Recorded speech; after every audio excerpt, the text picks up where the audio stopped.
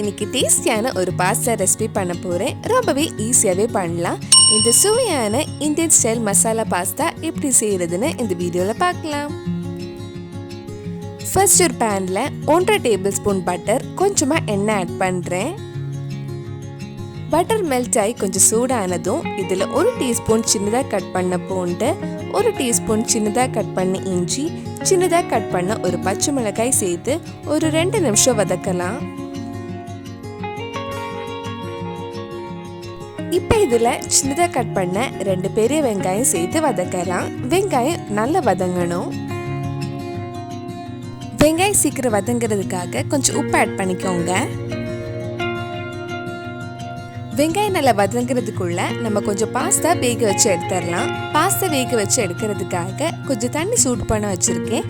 அதில் கொஞ்சம் உப்பும் எண்ணெயும் ஆட் பண்ணிக்கோங்க. இன்னைக்கு நான் 1.5 கப் மக்ரோனி பாஸ்தா எடுத்திருக்கேன். இது ஒரு 8 இல்லை 10 நிமிஷம் நல்லா வேகட்டும். கரெக்டான டைம் நம்ம பாஸ்தா வாங்குற கவர் பின்னாடி போட்டிருப்பாங்க. பாஸ்தா இந்த மாதிரி நல்லா வெந்ததுக்கு அப்புறம் தண்ணியெல்லாம் வடிகட்டி மாற்றி வச்சிருங்க. வெங்காயம் இந்த மாதிரி நல்லா வதங்கினதும் நம்ம மற்ற மசாலா ஆட் பண்ணலாம். இதில் 1/4 டீஸ்பூன் மஞ்சள் பொடி, 1 டீஸ்பூன் மிளகாய் பொடி, 3/4 டீஸ்பூன் மல்லிப்பொடி, 1/4 டீஸ்பூன் கரம் மசாலா சேர்த்து அந்த மல்லிப்பொடி மிளகாய் பொடி பச்சை வாசனை போகிற வரைக்கும் கொஞ்சம் நேரம் வதக்கலாம். மிளகாய் பொடி உங்கள் காரத்துக்கு ஏற்ப போட்டுக்கோங்க.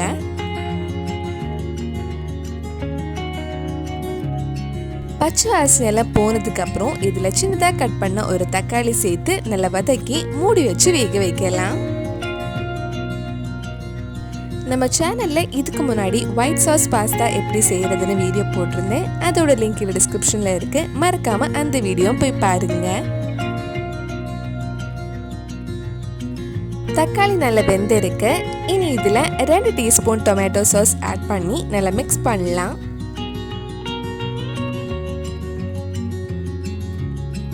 நல்லா மிக்ஸ் பண்ணதுக்கு அப்புறம் இதில் 1/2 கப் கிட்ட தண்ணி ஊற்றி நல்லா மிக்ஸ் பண்ணி அது கொதிக்க ஆரம்பிக்கும் போது நம்ம வேக வச்ச பாஸ்தா போட்டு மிக்ஸ் பண்ண வேண்டியது தான். நம்ம தக்காளி போட்டிருக்கனால அந்த புளிப்பு பேலன்ஸ் பண்ணுறதுக்காக 1/2 டீஸ்பூன் சுகர் ஆட் பண்ணுறேன்.